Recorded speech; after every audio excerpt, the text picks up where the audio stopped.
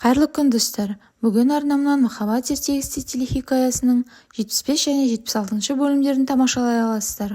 Бүгінгі бөлімдер өте қызықты болмақ. Ендеше бірге тамашалайық. Афет Жанфизаны құшақтап еңіре отырғанда Махир мен Күршат олардың жанына келеді. Кенет ол есін жияды. Эзра сыртта жүргенде Афет келіп, оның ес-түссіз жатқанын көргенін айтқанда, Эзра оны құшақтап алады. Филет кемесуді флешканы бөлмеге апаруды бұйырады. Ол үстелге қойып кетеді. Дәрігерлер Жанфизаның жағдайы тұрақты екенін айтып, Махирді УЗИ бөлмесіне шақырады. Күршат түсінбей қалады. Махир оны алып УЗИге келгенде Күршат ата болатынын түсініп қуанып қалады. Олар сәбидің жүрек қағысын естиді. Жекежайға Фермандар кіріп келеді. Оны көрген Афет пен Асаф таңғалады. Фатма Ферманмен амандасқан кезде ол оған «Анамды бопсалап ақша сұрап жүрсің бе? Қандай ұятсызсың» дейді. Фатма оған «Мен сенің анаңмын» дегенде ол оны үйден қуып жібереді. Ферман әкесіне «Мен мына әйелдің ұлымын, маған берген мұраңды өзіңе қайтарамын» дейді. Ол әкесіне шындықты айтып, қаласаң үйден қуып жіберсең болады, мен сіздің ұлыңыз емеспін дейді. Асап болса, сен менің ұлым емес екеніңді білетінмін. Кеше түнде айтқандарының бәрін естідім. Шындықты естісем де ештеңе өзгерген жоқ. Сен менің ұлым болып қала бересің дегенде, Ферман да оған алғысын айтып, сен де менің әкем болып қала бересің деп оны құшақтап алады. Махир Күршатқа көріп тұрғаныңдай менде сәби болады. Бізге қауіп төндіретін адамдарды, Озанды жою керек дейді. Озан қызына звондап ала алмайды. Оның телефоны Гүлизарда болады. Асаф бөлмесінде кездесуді ойлап отырады. Әлгі кісі Махирді өлтірем деп бопсалайды. Ол кісі оған видеоны табуға бұйырады. Сол кезде Махир атасына келеді. Ол атасына телефон қоңырауын тексергенін, Жүнейт деген кісімен не байланысы бар екенін сұрайды. Асаф болса, ол маған немереңді әкесі сияқты өлтіремін, істерге араласпасын деп ескертті дейді. Ол Махирге бұлар Жанфизаны ұрлап кеткендер еді, ол істен бас тарт дегенде, Махир болса өз дегеннен қайтпайды. Афет Жанфизаға келіп, Севдамен болған жағдайды айтып береді. Ол Жанфизаға бұл шындықты айтсаң да, құпия ұстасаң да өз еркің дейді. Ол болса Афетке Махирге айт, әйтпесе мен айтамын дейді. Күршат анасымен келе жатқанда, оны Озан тоқтатып алып қару кезенеді. Ол әкесіне кек алатынын айтып тұрғанда, Эзра келіп оған бұлай істемеуін өтінеді. Ол амалсыз көлікке мініп кетіп қалады. Махир әйеліне келіп өте қиналып жүргенін айтып, шарасыз екенін айтып, басқа ешкім кедергі жасай алмайтын жаққа кеткісі келетінін жеткізеді. Ол болса күйеуін қолдайды. Афет Асафқа сөйлесуге келеді. Ол кемпіріне қатты ренжігенін, көңілі қалғанын айтып, бірақ Ферманды түсінетінін, жастайынан өзі сүймеген әйелге үйленіп, жылдар бойы шыдағанын айтып, оны балам ретінде қабылдадым дейді. Афет оған тағы бір нәрсе айтқысы келген кезде, Асаф жетер, бұдан артық төзе алмаймын деп кетіп қалады. Сара Салихке звондаумен болады. Ол Салихпен сөйлескісі келгенімен, Салих бәрі бітті деп телефонды өшірмек болғанда, Сара оны кездесуге шақырады. Ол кездесуден бас тартып, енді мазаламауын өтінеді. Сара болса, мен бәрін реттеймін деп ойланып отырады. Күршат анасына баласымен қызын ойлап, не істерін білмейтінін айтып, сырын ақтарады. Ол Махирдің алдында өзін кінәлі етіп, оның дегенін орындайтынын айтады. Таңғы аста Махир Жанфизаға той көйлегін әкеледі. Олар той ертең осы үйде болатынын жеткізеді. Күршат Ханданға келіп сөйлеспек болады. Ол оған саған көмектесемін, бұл жерден кетіңдер дейді. Хандан оған сен Озанға қиянат жасап жүрсің деп ұрсады. Ол Ханданға Озанмен сөйлес, оның жасап жүргені дұрыс емес, менің ұсынысыма келсін деп кетіп қалады. Сара оларды естиді. Озан қызына звондап сөйлесіп отырады. Озанның телефонын бір кісі бақылап отырады. Жанфиза әжесіне келіп, Махир екеуі үйленетіндерін жеткізеді. Ол оларға Махир оған үйді жазғанын айтады.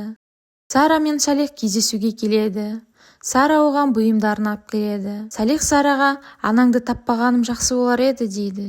Екеуі ұзақ сөйлесіп, Сара кетпек болғанда, Салих оған білезікті сөмкесіне салады. Сара өкініп кетіп қалады. Озан Сараларға келеді. Ол анасына ақша мен телефон алып келіп тез кететінін айтады. Хандан болса Күршаттың ұсынысын айтып, елге шығуға көмектесетінін жеткізеді. Ол болса әкеме сенбеймін деп кетіп қалады. Келесі күні үй іші Жанфизаны ұзатуға дайындалады. Махир де тойға дайындалады. Ол Жанфизаны алып кетуге келеді. Олар жекежайда салтанатты түрде некелерін қияды. Жанфиза қалыңдық гүлін лақтырғанда оны Салих ұстап алады. Озан Ханданға звондап әкесінің айтқанына келісетінін, елден кететінін жеткізеді. Әкесі Жанфизаға анасының алқасын сыйға тартады. Махир оларға сыйлық таратып, тосын сыйлары барын, сәби күтіп отырғандарын жеткізеді. Афет оған қуанбайды. Фатма жекежайға келеді. Алайда оны күзетшілер кіргізбейді. Ол Афетке ашуланып кетіп қалады. Хандан Күршатқа звондап ұсынысына келіскендерін жеткізеді. Күршат оған мекен-жайды өзім айтам, сол уақытта сол жерге болыңдар дейді. Оны Махир естіп күдіктеніп тұрады. Сара анасымен бармайтынын жеткізеді. Анасы оған басқа малың жоқ, заттарыңды жина дейді. Фатма әлгі видеоны Махирге жібереді. Махир Күршатқа келіп Озаннан ақпарат сұрайды.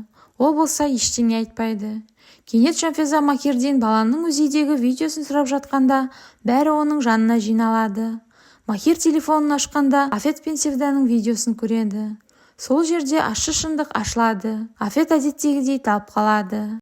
Изралар Афетті әңгімелеп отырады. Гүлизар оны аяп отырады. Махир де өз-өзіне келе алмай жүреді. Жанфиза оған ол видеоны жіберместен бұрын ол саған айтпақ болды дейді. Ол Махирден біз көп ақша жұмсап жатырған сияқтымыз, сен қаражатты қайдан алып жатсың деп сұрайды. Ол болса атасының бизнестен түскені дейді. Жанфиза Мехметтің менің баламнан аулақ жүр, оған сенің лас ақшаларың керек емес деген сөздерін есіне алады. Ол Махирге айтуға оқталғанымен дәті бармайды. Асафқа кісілер звондап, кассетаны таппасаң, сенің отбасыңды да аямаймыз деген хат келеді.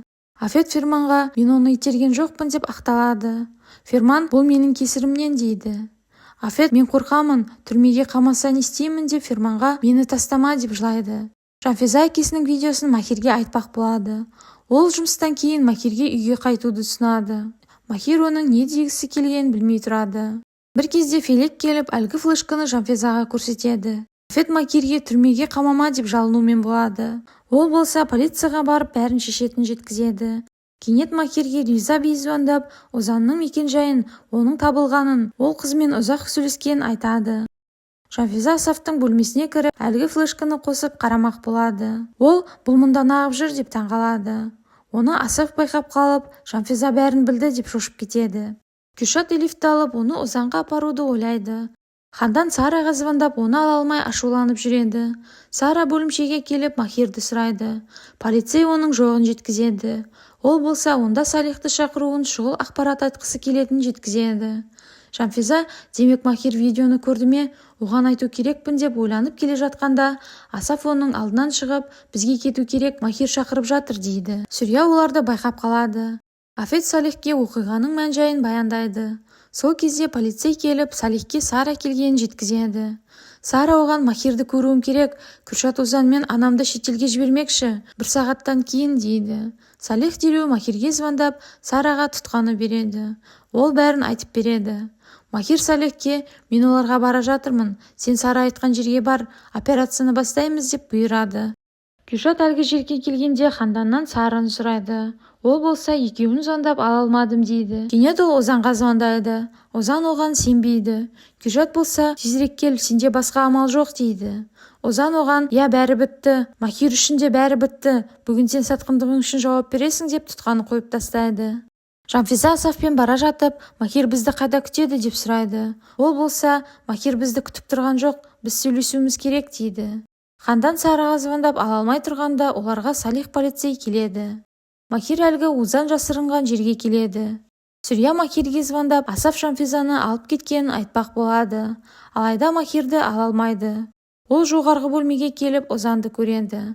Озан олмен Байсалды амандасып, осы жерге әдейі ұсталу үшін жасырынғанын айтып, саған көрсететін нәрсем бар дейді. Ол Махирге, саған осы өмірде адамдарың сатқындық жасады ма деп әкесінің видеосын көрсетеді. Ол Асафқа, сенің қанмен келген ақшаларыңды сейфқа салып қойдым, оны алып кетсең болады. Мен шындықты әшкерелеймін.